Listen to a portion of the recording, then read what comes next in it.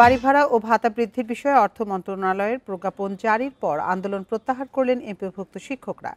মঙ্গলবার অর্থ মন্ত্রণালয়ের প্রজ্ঞাপনে জানানো হয়, ১ নভেম্বর ২০২৫ থেকে এমপিও শিক্ষকদের বাড়ি ভাড়া মূল বেতনের ৭.৫% নির্ধারণ করা হয়েছে। আগামী বাজেটে তা ১৫% উন্নীত করার কথাও জানানো হয়েছে।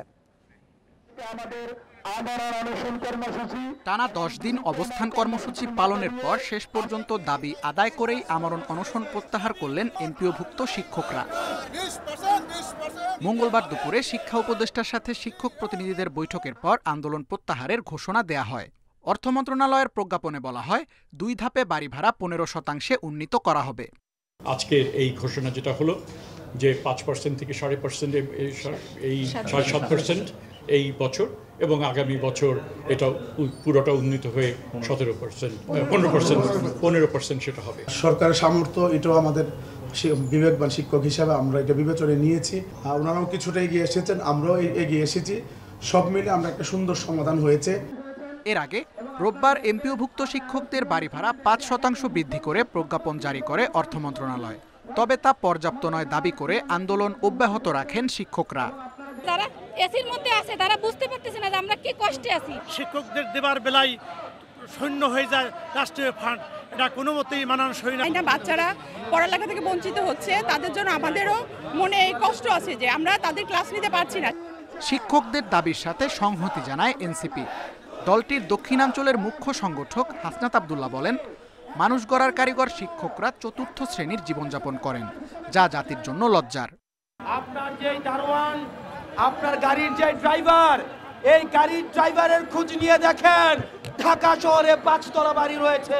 জাতি গড়ার কারিগররা জীবনযাপন করে ৪র্থ শ্রেণীর, একটা ৪র্থ শ্রেণীর জীবনযাপন করে কেউ ১ম শ্রেণীর নাগরিক বানাতে না। আন্দোলন প্রত্যাহার হওয়ায় যত দ্রুত সম্ভব নিজ নিজ শিক্ষা প্রতিষ্ঠানে স্বাভাবিক পাঠদান কার্যক্রম শুরু করার কথা জানান শিক্ষকরা। Tanvir Ahmed, independent news, Dhaka. দিনাজপুরে বড়পুকুরিয়া তাপবিদ্যুৎ কেন্দ্রের বিদ্যুৎ উৎপাদন পুরোপুরি বন্ধ রয়েছে। রোববার রাতে যান্ত্রিক ত্রুটির কারণে বিদ্যুৎ উৎপাদন পুরোপুরি বন্ধ হয়ে যায়। ফলে জাতীয় গ্রিডে বন্ধ রয়েছে ৫২৫ মেগাওয়াট বিদ্যুৎ সরবরাহ। তাপবিদ্যুৎ কেন্দ্র কর্তৃপক্ষ জানায়, ৫২৫ মেগাওয়াট ক্ষমতা সম্পন্ন তাপবিদ্যুৎ কেন্দ্রের ৩টি ইউনিট, সবশেষ ১২৫ মেগাওয়াটের ১ নম্বর ইউনিটটি বন্ধ হয় রোববার। এর আগে বৃহস্পতিবার ২৭৫ মেগাওয়াটের ৩য় ইউনিটটিও বন্ধ হয়ে যায়। এছাড়াও ২০২০ সাল থেকে বন্ধ রয়েছে ২ নম্বর ইউনিটটি। তাপবিদ্যুৎ কেন্দ্রের প্রধান প্রকৌশলী আবু বকর সিদ্দিক জানান, ১ সপ্তাহের মধ্যে ১ নম্বর ইউনিটটি চালু করা যাবে। তবে বাকি 2টি ইউনিট কবে চালু করা যাবে তা এখনও নিশ্চিত নন তারা। এদিকে বড়পুকুরিয়া তাপবিদ্যুৎ কেন্দ্রের উৎপাদন পুরোপুরি বন্ধ হয়ে যাওয়ায় দিনাজপুর ও রংপুর অঞ্চলে বেড়েছে লোডশেডিং। লক্ষ্মীপুর জেলা বাস টার্মিনাল এলাকা থেকে বাস চুরির সময় একজনকে আটক করেছে পুলিশ। সদরে চন্দ্রগঞ্জ বাজার থেকে ফাহাদ হোসেনকে আটক করা হয়। পুলিশ ও প্রত্যক্ষদর্শীরা জানায়, টার্মিনালে বাস রেখে চালক পাশের দোকানে চা খাচ্ছিলেন। এ সময় কৌশলে ফাহাদ বাসে উঠে পড়ে। এ সময় প্রায় ২০ কিলোমিটার দূরে চন্দ্রগঞ্জ বাজারে নিয়ে যাওয়া হয় বাসটিকে। পরে পুলিশ ও স্থানীয়দের সহযোগিতায় বাসটি জব্দ করা হয়। আটক করা হয় ফাহাদ হোসেনকে। ফাহাদের সাথে জড়িতদের দ্রুত গ্রেপ্তারের দাবি জানান বাস মালিকরা। লক্ষ্মীপুরে কিশোর অপরাধ চক্রের সদস্যদের হামলায় এক শিক্ষার্থী আহত হয়েছেন। এই ঘটনায় ৩ জনকে গ্রেপ্তার করেছে পুলিশ। দুপুরে আদালতের মাধ্যমে তাদের কারাগারে পাঠানো হয়েছে। পুলিশ জানায়, সোমবার বিকেলে তুচ্ছ ঘটনাকে কেন্দ্র করে শহরের লক্ষ্মীপুর সরকারি কলেজের সামনে রাসেল আহমদ সিজান নামে শিক্ষার্থীর উপর হামলা চালায় কিশোর অপরাধ চক্রের সদস্যরা। পরে পুলিশ অভিযান চালিয়ে ৩ জনকে গ্রেপ্তার করে। সদর থানার ওসি আব্দুল মোন্নাফ জানান, মোটরসাইকেল নিয়ে মহড়া, শিক্ষার্থীদের উত্ত্যক্ত করা সহ নানা অপরাধে জড়িয়ে পড়ছে কিশোররা।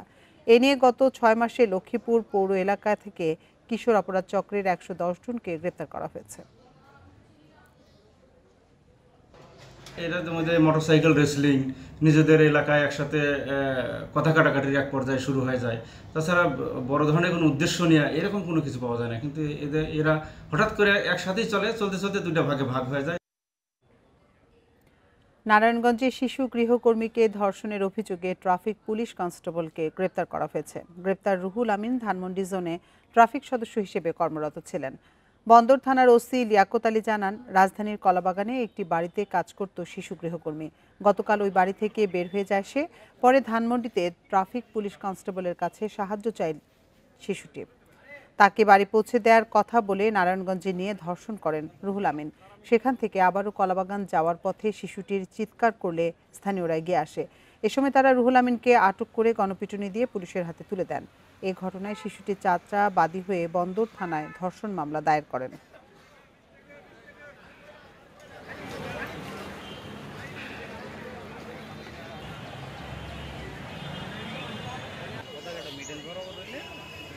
ঝিনাইদহে বিকল হয়ে দাঁড়িয়ে থাকা একটি ট্রাকে বাসের ধাক্কায় একজন নিহত হয়েছে, আহত হয়েছে আরও 5 জন। ভোরে সদর উপজেলার 5 মাইল এলাকায় এই দুর্ঘটনা ঘটে। পুলিশ জানায় ঝিনাইদহ মাগুরা মহাসড়কের 5 মাইল এলাকায় বিকল হয়ে দাঁড়িয়ে থাকা ট্রাকে ধাক্কা দেয় একটি যাত্রীবাহী বাস। এতে ঘটনাস্থলেই ট্রাকের হেলপার আলিমুল মারা যান। আহত হন 2 গাড়ির চালক ও যাত্রীসহ 5 জন। পরে আহতদের উদ্ধার করে হাসপাতালে চিকিৎসা দেওয়া হয়। এদিকে চট্টগ্রামের রাউজানে কাভার্ড ভ্যান ও সিএনজি অটোরিকশার সংঘর্ষে নাজিম উদ্দিন নামে এক সবজি বিক্রেতা নিহত হয়েছেন। আহত হয়েছেন চালকসহ সিএনজি অটোরিকশার 3 যাত্রী। এছাড়া মুন্সিগঞ্জে ঢাকা মাওয়া এক্সপ্রেসওয়েতে গাড়ি চাপায় 2 মোটরসাইকেল আরোহী নিহত হয়েছেন। যেমনটি আগে জানিয়েছি, দিনাজপুরে বড়পুকুরিয়া তাপবিদ্যুৎ কেন্দ্রে বিদ্যুৎ উৎপাদন পুরোপুরি বন্ধ রয়েছে। এ নিয়ে বিস্তারিত জানাতে দিনাজপুর থেকে আমাদের সাথে যোগ দিয়েছেন আমাদের সহকর্মী ASM আলমগীর। আলমগীর, 3টি ইউনিটেরই তো উৎপাদন বন্ধ রয়েছে, যার ফলে জাতীয় গ্রিডেও সরবরাহ বন্ধ আছে। কবে নাগাদ উৎপাদন শুরু হতে পারে এ বিষয়ে তাপবিদ্যুৎ কেন্দ্র কর্তৃপক্ষ কিছু জানিয়েছে?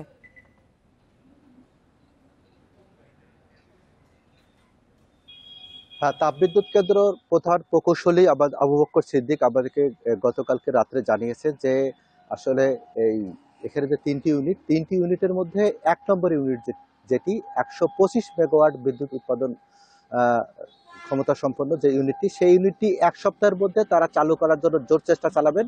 1 সপ্তাহের আগে আসলে কোনোটি সম্ভব না। আর আপনাকে আরেকটি বিষয় বলে রাখি যে এই 125 মেগাওয়াট উৎপাদন ক্ষমতা সম্পন্ন এই 1 নম্বর ইউনিট হলেও আসলে কখনোই কিন্তু এই তাপবিদ্যুৎ কেন্দ্রের কারিগরি ত্রুটির কারণে এই তাপবিদ্যুৎ কেন্দ্র কোনো ইউনিট থেকে কিন্তু পূর্ণ মাত্রায় কিন্তু বিদ্যুৎ সরবরাহ সম্ভব হয়নি। ফলে এখান থেকে আমরা যেটা জানি সর্বশেষ যেটি বিদ্যুৎ উৎপাদন হচ্ছিল 60 থেকে 62 মেগাওয়াট বিদ্যুৎ পাচ্ছিলাম আমরা। তো আর অন্য ইউনিটগুলি কবে ঠিক হবে এটি বলা যাচ্ছে না।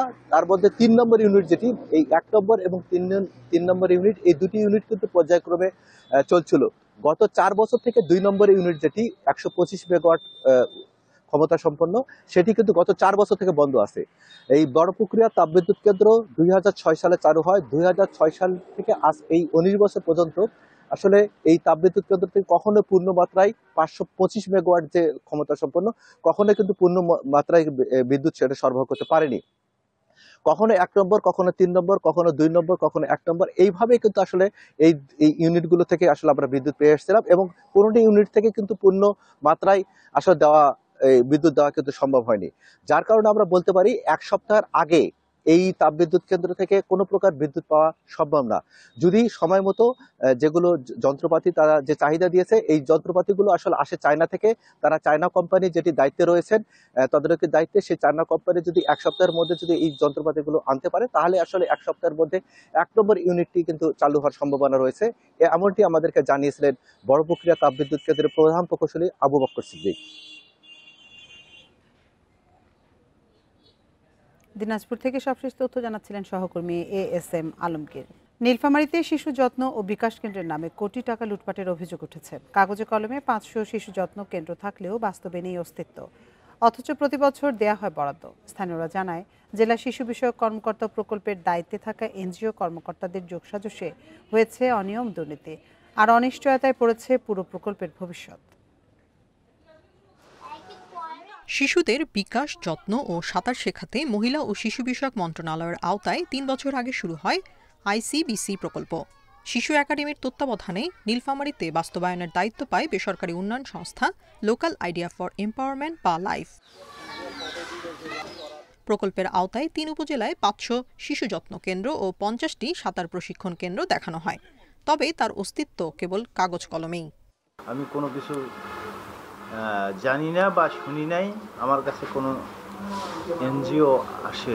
NGO বিষয়ক সমন্বয় সভায় আমার জানা মতে লাইফ নামের কোনো NGOর কোনো প্রতিনিধিকে আসলে আমি এখন পর্যন্ত পাইনি। তো আমার যতদূর মনে হয় যে আমার সাথে কেউ আলোচনা করেনি।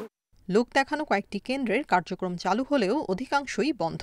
স্থানীয়দের অভিযোগ, জেলা শিশু বিষয়ক কর্মকর্তার যোগ সাজশে প্রকল্পের টাকা আত্মসাৎ করেন এনজিওর কর্মকর্তারা। বাচ্চাগুলো যাইতে পারতেছে না স্কুলে, তো ওদের জন্য কষ্ট এবং কি আমাদের অভিভাবক হিসেবেও দুঃখজনক।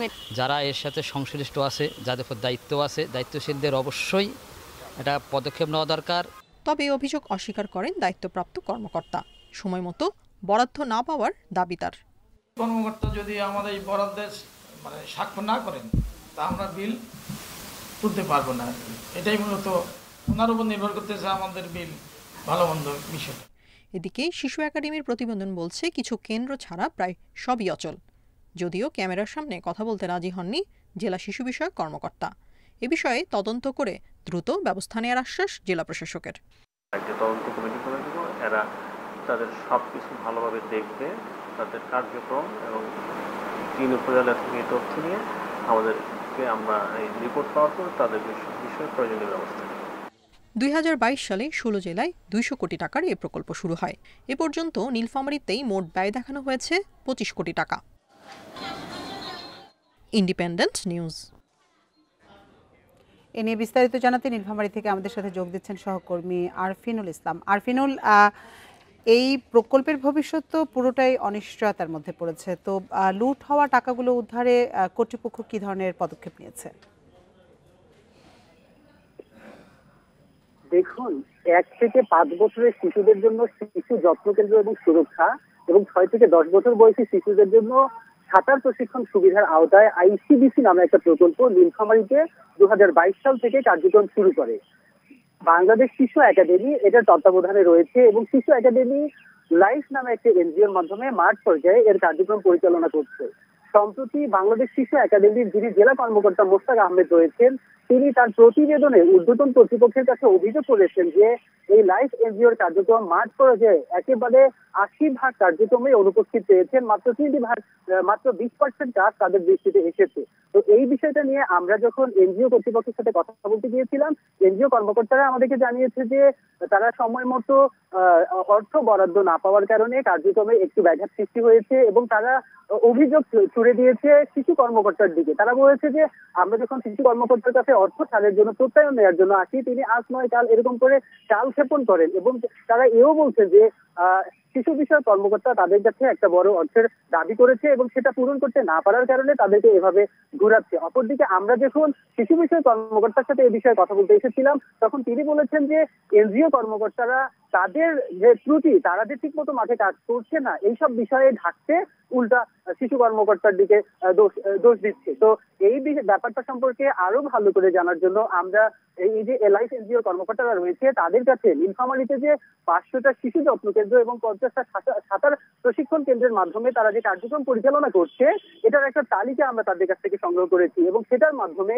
কোন জায়গায় কোন শিশু যত্ন কেন্দ্র রয়েছে এবং কতগুলো শিশু সেখানে পড়ছে, কোন প্রশিক্ষকই বা সেখানে প্রশিক্ষণ দিচ্ছে, এই বিষয়গুলো জানার জন্য আমরা যখন ঠিকানা ধরে ধরে মোবাইল নম্বরের মাধ্যমে এই জায়গাগুলোতে গিয়েছিলাম, তখন আমরা হাতে গোনা 2-4টা কেন্দ্র পেয়েছিলাম এবং অধিকাংশ কেন্দ্রই আমরা পাইনি।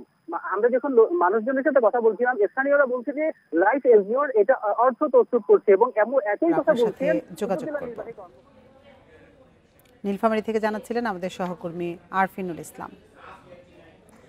ইলিশ রক্ষায় নদী সাগরে চলছে 22 দিনের নিষেধাজ্ঞা। এরপরও বিশাল সমুদ্রে বিভিন্ন কৌশলে ছোট বড় জলযান নিয়ে মাছ ধরতে যান জেলেরা। তবে সাগরে মাছ ধরা বন্ধে এবং মা ইলিশ সংরক্ষণে বিশেষ অভিযান চালাচ্ছে নৌবাহিনী ও মৎস্য বিভাগ। মঙ্গলবার কুতুবদিয়া মহেশখালী উপকূলে 5টি মাছ ধরা ট্রলার আটক করে তারা। ইলিশ রক্ষায় চলছে 22 দিনের নিষেধাজ্ঞা। এরই মধ্যে নানা কৌশলে নদী সাগরে নামার চেষ্টা করছে জেলেরা। বঙ্গোপসাগরে এই তৎপরতা বন্ধে পতেঙ্গার 15 নম্বর ঘাট থেকে 40 নটিক্যাল মাইল দূরে অভিযান চালিয়েছে নৌবাহিনী ও মৎস্য বিভাগ। ইলিশের প্রজনন ও চারণ ক্ষেত্র সুরক্ষিত রাখতে এবং জাতীয় অর্থনৈতিক সম্পদ হিসেবে মা ইলিশের সংরক্ষণ নিশ্চিতে কাজ করছে সরকার। তবে নদীতে ডুবোচর, তাপমাত্রার তারতম্য সহ নানা কারণে ইলিশের উৎপাদন কমেছে। মনিটর করার মতো যথেষ্ট সক্ষমতাও কিন্তু আমাদের নাই। তো আমার মনে হয় যে যতটুকু আমরা সফল হব তার মাধ্যমেই হয়তো বা কিছু মাছ আমাদের বাড়বে। ইতিমধ্যে আপনারা শুনেছেন যে গত 3 বছরে ইলিশের উৎপাদন অনেক আহরণ অনেক হ্রাস পেয়েছে না। নিষেধাজ্ঞা উপেক্ষা করে নদী সাগরে নামার চেষ্টা করছে জেলেরা। এর মধ্যেই অভিযানে চট্টগ্রাম, কক্সবাজার ও চাঁদপুরে 23 লক্ষ মিটার অবৈধ জাল ও প্রায় 1500 মণ ইলিশ সহ অন্যান্য মাছ জব্দ করেছে নৌবাহিনী। এ পর্যন্ত আটক করা হয় 21টি বোট সহ 405 জন জেলেকে। গত বছরের তুলনায় এই বছর যে সমস্ত স্টেক হোল্ডার 7-8টা স্টেক হোল্ডার, নৌবাহিনী, কোস্টগার্ড, তারপরে এখানে জেলা প্রশাসন, উপজেলা প্রশাসন, পুলিশ প্রশাসন, মৎস্য অধিদপ্তর, এখানে এছাড়াও এর সামগ্রিকভাবে তারপরে এখানে বিমান বাহিনী ও এর মধ্যে আপনার জানেন এর আগে কিন্তু বিমান বাহিনী এরকম টহল দেয়নি। মা ইলিশের প্রজনন বাড়াতে 4 অক্টোবর থেকে 25 অক্টোবর পর্যন্ত ইলিশ আহরণ, পরিবহন, মজুদ, ক্রয় বিক্রয় ও বিনিময় নিষিদ্ধ রয়েছে। প্রজনন মৌসুমে গভীর সমুদ্রে ইলিশ রক্ষায় এই ধরনের তদারকি নতুন আশার সঞ্চার করেছে। তবে সংশ্লিষ্টদের প্রত্যাশা, বাংলাদেশের সমুদ্র সীমায় যাতে এই সময়টাতে অন্য কোনো দেশের মৎস্যযান ঢুকে মাছ শিকার করতে না পারে সেদিকেও লক্ষ্য রাখতে হবে। অনুপম শীল, ইন্ডিপেন্ডেন্ট নিউজ, চট্টগ্রাম। নারায়ণগঞ্জ সদর উপজেলাধীন কুতুবপুর ইউনিয়নকে নারায়ণগঞ্জ সিটি কর্পোরেশনের আওতায় আনার দাবিতে সংবাদ সম্মেলন হয়েছে। সকালে জেলা সাংবাদিক ইউনিয়ন কার্যালয়ে এর আয়োজন করে Kutubpur union Narayanganj city corporation অন্তর্ভুক্তি বাস্তবায়ন কমিটি। কমিটির নেতারা বলেন, কুতুবপুর ইউনিয়নটি অর্থনৈতিক ও সামাজিক দিক থেকে অত্যন্ত গুরুত্বপূর্ণ। এখানে শিল্প, বাণিজ্য, নির্মাণ সামগ্রী, ব্যবসা ও সরকারি বেসরকারি প্রতিষ্ঠান রয়েছে। ইউনিয়নে প্রায় 10 লাখ মানুষের বসবাস হলেও সিটি কর্পোরেশনের সুবিধা থেকে বঞ্চিত তারা। আংশিক নয়, সম্পূর্ণ ইউনিয়নকে সিটি কর্পোরেশনে অন্তর্ভুক্ত করার দাবি জানান তারা। দাবি না মানলে কঠোর আন্দোলনের হুঁশিয়ারি দেন আন্দোলনকারীরা। দাবি আদায়ে লিফলেট বিতরণ, মানববন্ধন ও জনসমাবেশ সহ ধারাবাহিক কর্মসূচির ঘোষণা দেয় কমিটি। অবহেলিত কুতুবপুরকে যদি সিটি কর্পোরেশন অন্তর্ভুক্ত না করে তাহলে আমরা আমাদের দাবি আদায়ের জন্য যা যা করা দরকার তা করে ইনশাআল্লাহ করে দেব। জনবল সংকট সহ নানা সমস্যায় জর্জরিত বিভিন্ন জেলার সরকারি হাসপাতাল। কোথাও শয্যা সংখ্যা বাড়ানো হলেও বাড়েনি জনবল, কোথাও অবকাঠামো উন্নয়ন থমকে আছে বছরের পর বছর। এছাড়া বেশিরভাগ সময় বিনামূল্যের ওষুধও মেলে না দরিদ্র রোগীদের। কাগজে কলমে 250 শয্যা হলেও এখনও 100 শয্যা জনবল দিয়ে চলছে ফেনী জেনারেল হাসপাতাল। গুরুত্বপূর্ণ অনেক চিকিৎসা সরঞ্জামও বিকল হয়ে পড়ে আছে দীর্ঘদিন।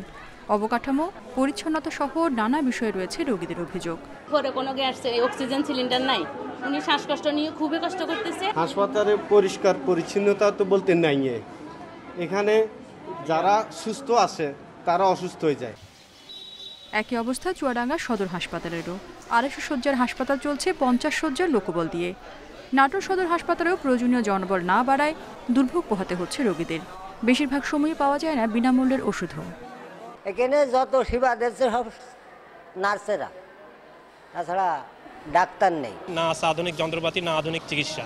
আজ থেকে 5 বছর আগে যে সিস্টেম ছিল, একটু সমস্যা হলে বলে রাজশাহী যান, এখনও তাই। আমাদের জনবলের সংকটটি এখন অনেক তীব্র আকার ধারণ করেছে। আমরা এটা ঊর্ধ্বতন কর্তৃপক্ষের সাথে আলোচনা করেছি, আমরা তাদের কাছ থেকে পজিটিভ ফিডব্যাক পেয়েছি। খুব শীঘ্রই আমাদের এই জনবলের সংকটটি পূরণ হয়ে যাবে। সুনামগঞ্জ সদর হাসপাতালে 2 বছর আগে আইসিইউ স্থাপন করা হলেও জনবল সংকটে চালু করা যায়নি। সেবা পেতে তাই স্থানীয়দের ছুটতে হয় বিভাগীয় শহর সিলেটে। আমাদের আইসিইউ আছে, সবই আছে, কিন্তু আইসিইউ যে 2 বছর ধরে আছে আমরা সেটা জানতামই না। আইসিইউ বন্ধ। সুনামগঞ্জবাসী যাতে দ্রুত গতিতে এখানে চিকিৎসা নিতে পারে, যাতে সাথে সাথে তারা রেফার করিয়া সিলেট না হওয়াটা এবং সিলেট পাড়াইতে গিয়ে আরই রাস্তাতেই রুগী মারা যায়। পটুয়াখালী জেলা হাসপাতালে প্রতিদিন চিকিৎসা নিতে যান 600 থেকে 700 রোগী, অথচ 250 শয্যার হাসপাতালকে 500 শয্যায় উন্নীত করার প্রকল্প শেষ হয়নি 1 দশকেও। বৃষ্টি পড়লে হিসলে আসে, বিভিন্ন কায়দায় এই অসুবিধা চলতেছে। শরীয়তপুরের নড়িয়ায় মামলা জটিলতায় 1 বছরও চালু করা যায়নি নতুন স্বাস্থ্য কমপ্লেক্স। পদ্মার ভাঙনে ক্ষতিগ্রস্ত পুরাতন ভবনেই সীমিত পরিসরে দেওয়া হচ্ছে চিকিৎসা সেবা। রেশমি নন্দী, ইন্ডিপেন্ডেন্ট নিউজ। এ নিয়ে বিস্তারিত জানাতে সুনামগঞ্জ নাটোর থেকে আমাদের সাথে যোগ দিচ্ছেন সহকর্মীরা। শুরুতেই যাব নাটোরে, সেখানে আছেন সহকর্মী বাপ্পি লাহিড়ী। বাপ্পি, নাটোরে প্রয়োজনীয় জনবল নিয়োগে কোনো ধরনের পদক্ষেপ নেওয়া হয়েছে?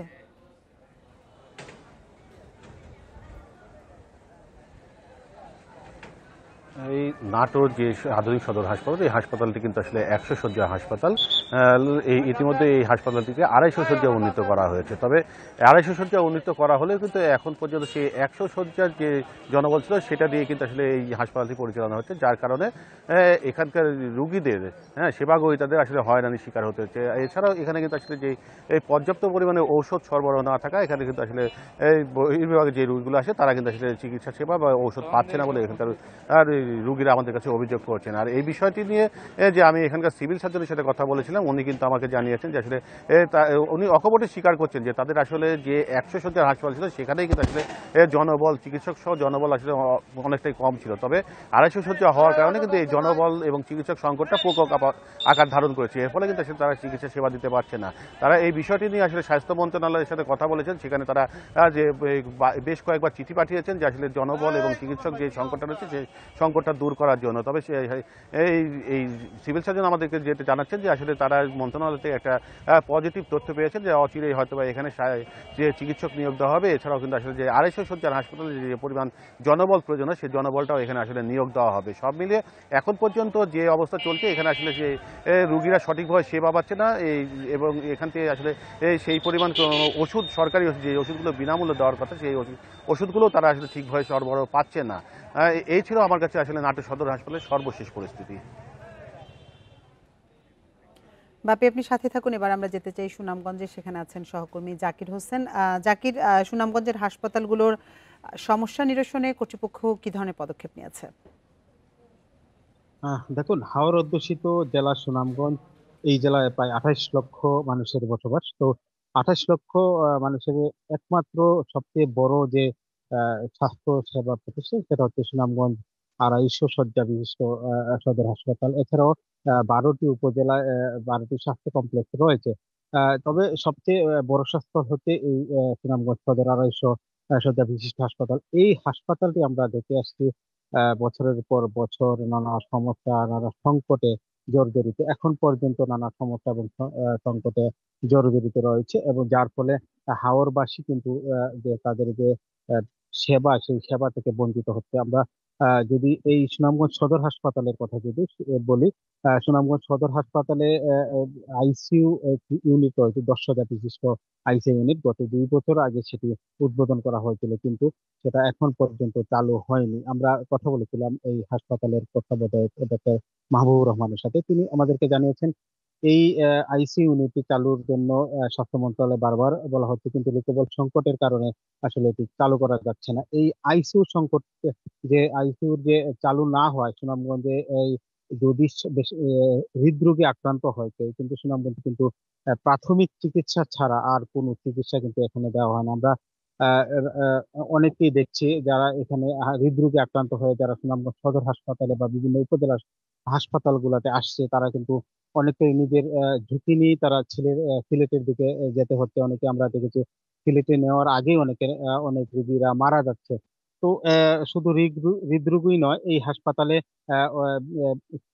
6 থেকে 7 জন স্পেশালিস্ট অর্থাৎ বিশেষজ্ঞ ডাক্তার ছাড়া আর কোনো বড় ধরনের বিশেষজ্ঞ ডাক্তাররা নেই। তো ডাক্তারদের সংকটের কথা আমরা বলেছিলাম, যে তারাও হাসপাতাল কর্তৃপক্ষ এমনটা বলছেন যে তারাও ডাক্তারের জন্য তারা বারবার চিঠি লিখছে। আমি একটু ছোট্ট করে একটা বিষয় বলে রাখি। মানুষের একটি অভিযোগ রয়েছে যে সুনামগঞ্জ সদর হাসপাতাল সহ যে হাওর অধ্যুষিত যে স্বাস্থ্য কমপ্লেক্স গুলো রয়েছে, সেই সব স্বাস্থ্য কমপ্লেক্সের ডাক্তাররা যখন বা নার্সরা যখন আসে, তারা কিন্তু বদলির জন্য অন্যত্র যাওয়ার জন্য চেষ্টা করে, যার ফলে সুনামগঞ্জের যে স্বাস্থ্যসেবা অনেকটা ব্যাহত হচ্ছে। তো সরকার যদি সুনামগঞ্জের মতো হাওর এলাকায় স্বাস্থ্যসেবার দিকে নজর দেয়, এই হাওর এলাকার মানুষের একটা দুর্ভোগ কমবে। এই ছিল আমার কাছে সুনামগঞ্জের স্বাস্থ্য সেবার সর্বশেষ খবর। নাটোর এবং সুনামগঞ্জ থেকে জানাচ্ছিলেন আমাদের সহকর্মীরা। রাকসু নির্বাচনের পর স্বাভাবিক কার্যক্রমে ফিরেছে রাজশাহী বিশ্ববিদ্যালয় ক্যাম্পাসে। সব নবনির্বাচিত রাকসু নেতাদের জন্য প্রস্তুত করা হচ্ছে কার্যালয়। নেতারা বলছেন প্রতিশ্রুতি বাস্তবায়নে শীঘ্রই কাজ শুরু করবেন তারা। এদিকে নতুন ছাত্র নেতাদের সঙ্গে নিয়ে সুন্দর শিক্ষার পরিবেশ গড়ার আশা বিশ্ববিদ্যালয় প্রশাসনের। নির্বাচনী ডামাডোল শেষ করে আবারও ক্লাসমুখী হয়েছেন রাজশাহী বিশ্ববিদ্যালয়ের শিক্ষার্থীরা। নির্বাচনের মাঠে পাল্টাপাল্টি অভিযোগ থাকলেও ভোট শেষে সৌহার্দ্যপূর্ণ সম্পর্ক ছাত্রদল ও ছাত্র শিবির নেতাদের মধ্যে। পরাজিত প্রার্থীরা বলছেন নতুন নেতাদের সব ধরনের সহযোগিতার জন্য প্রস্তুত তারা। বিজয়ী প্রার্থীদেরকে বলতে চাই, তাদেরকে সমর্থন দিতে চাই যে আপনারা আপনাদের শিক্ষার্থী বান্ধব কাজে আমরা সবসময় আপনাদের পাশে আছি, আপনাদের সমর্থন দিয়ে যাব। নবনির্বাচিত ছাত্র নেতারা বলছেন সবার মতামতের ভিত্তিতে কাজ করতে চান তারা, থাকবেন দলীয় প্রভাবমুক্ত। সবার যেহেতু শিক্ষার্থীদের ভাবনা একই, আমরা ওয়াই নট আমরা একসাথে হয়ে এই বিষয়গুলো নিয়ে কাজ করবো আর কি। একজন চেয়ারে কাজ করতেছে, বাকি সবাই উপদেষ্টা হিসেবে কাজ করুক, পরামর্শদাতা হিসেবে কাজ করুক, এটাই তো সৌন্দর্য। রাকসুর কার্যক্রম হিসেবে আমরা রিডিং রুমে এসি প্রদান আর পানির ফিল্টারগুলো বিভিন্ন হলগুলোতে, এই দুইটা কাজ অন্তত শুরু করতে চাই, যেগুলো মৌলিক চাহিদা এবং র্যাপিডলি করা যায়। কোনো ছাত্র শিবিরের কার্যক্রম রাকসুর ওপর আমরা চাপিয়ে দেব না। রাকসুর কার্যক্রম শিক্ষার্থীদের জন্যই হবে এবং শিক্ষার্থীদের ইশতেহার অনুযায়ী হবে ইনশাআল্লাহ। নতুন নেতাদের সঙ্গে নিয়ে শিক্ষার্থীদের সমস্যা চিহ্নিত করে সুন্দর ক্যাম্পাস গড়ে তুলতে চান বিশ্ববিদ্যালয়ের উপাচার্য। ছাত্রছাত্রীদের যে ইন্টারেস্ট এবং বিশ্ববিদ্যালয়ের পড়াশোনার পরিবেশ, তাদের সুযোগ সুবিধা, এগুলো নিয়ে আমরা নতুনভাবে নতুন উদ্যমে কাজ শুরু করার একটা সুযোগ পেয়েছি এবং এই সুযোগটা আমরা সবাই মিলে কাজে লাগাবো। 3 দশক ধরে অব্যবহৃত রাকসু ভবন প্রস্তুত হচ্ছে ছাত্র প্রতিনিধিদের জন্য। সুস্থ ছাত্র রাজনীতির চর্চায় মুখর হয়ে উঠবে রাকসু, আশা সাধারণ শিক্ষার্থীদের। Ahsan Habib, Apu, independent news, Rajshahi.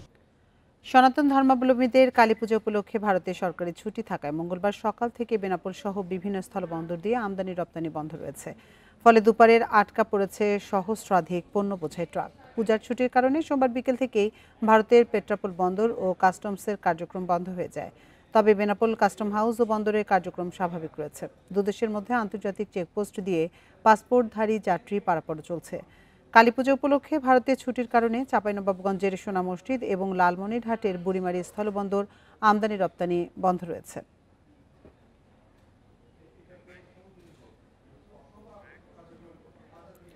টাঙ্গাইলে 160টি স্কুল প্রাঙ্গণে প্লেগ্রাউন্ড স্থাপন করা হয়েছে। সকালে আনুষ্ঠানিকভাবে এই কার্যক্রমের উদ্বোধন করেন জেলা প্রশাসক শরীফা হক। সদর উপজেলা খাগজানা সরকারি প্রাথমিক বিদ্যালয়ে ফলক উন্মোচন করে এই কার্যক্রমের উদ্বোধন করা হয়। এ সময় জেলা প্রশাসক বলেন, শিশুদের আনন্দের সাথে বিকশিত হবার সুযোগ দিলে ভবিষ্যতে তারা দক্ষ হিসেবে তৈরি হতে পারে। এছাড়াও খেলাধুলা শিশুদের আত্মবিশ্বাসী, সৃজনশীলতা এবং সমস্যা সমাধানের সক্ষমতা বাড়ায়। ফলে এসব শিশু ভবিষ্যতে দৃঢ় মানসিকতা সম্পন্ন মানুষ হিসেবে গড়ে উঠবে বলে আশা প্রকাশ করেন তিনি। এ সময় অতিরিক্ত জেলা প্রশাসক সহ বিভিন্ন দপ্তরের কর্মকর্তা ও শিক্ষার্থীরা উপস্থিত ছিলেন।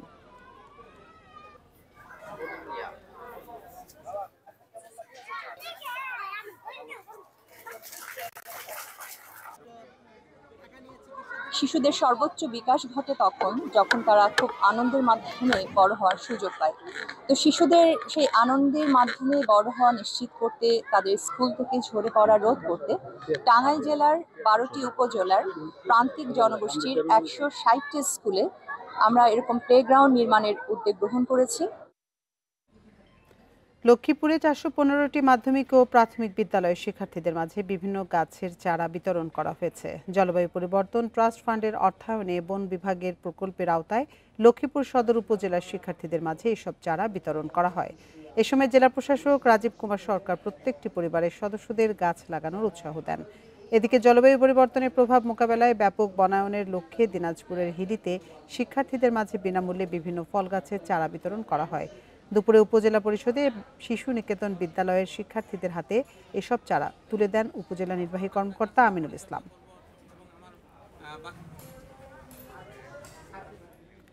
তারুণ্যের উৎসব 2025 উপলক্ষে নেত্রকোনায় কারাতে প্রতিযোগিতা অনুষ্ঠিত হয়েছে। দুপুরে জেলা কালেক্টরেট হাই স্কুল মাঠে প্রতিযোগিতা ও পুরস্কার বিতরণের আয়োজন করা হয়।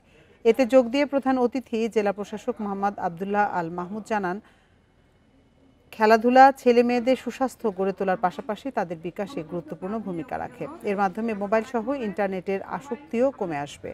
8টি বিভাগে সদর উপজেলার 50 প্রতিযোগী এতে অংশ নেয়। পরে প্রত্যেক বিভাগে 3 জন করে বিজয়ীর হাতে পুরস্কার তুলে দেওয়া হয়।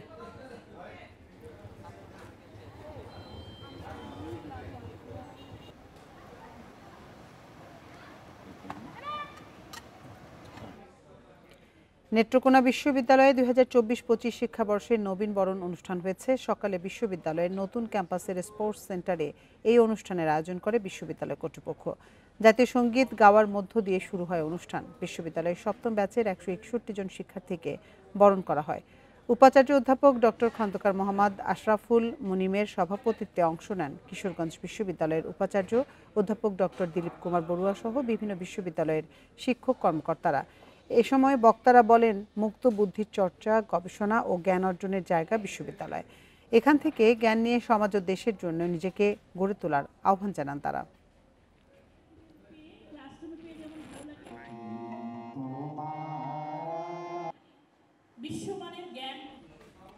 নানা আয়োজনে গাজীপুরে জাতীয় বিশ্ববিদ্যালয়ের 33তম প্রতিষ্ঠাবার্ষিকী পালিত হয়েছে। এ উপলক্ষে সকালে জাতীয় বিশ্ববিদ্যালয় ক্যাম্পাসে আনন্দ শোভাযাত্রা বের হয়। বিশ্ববিদ্যালয়ের ভাইস চ্যান্সেলর অধ্যাপক ডক্টর ASM আবদুল্লাহর নেতৃত্বে একাডেমিক ভবনের সামনে থেকে বের হয় শোভাযাত্রা, যা ক্যাম্পাসের বিভিন্ন এলাকা প্রদক্ষিণ করে।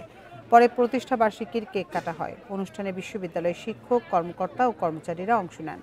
1992 সালের 21 অক্টোবর প্রতিষ্ঠিত হয় জাতীয় বিশ্ববিদ্যালয়। এর অধিভুক্ত দেশের 2000-এর বেশি কলেজ।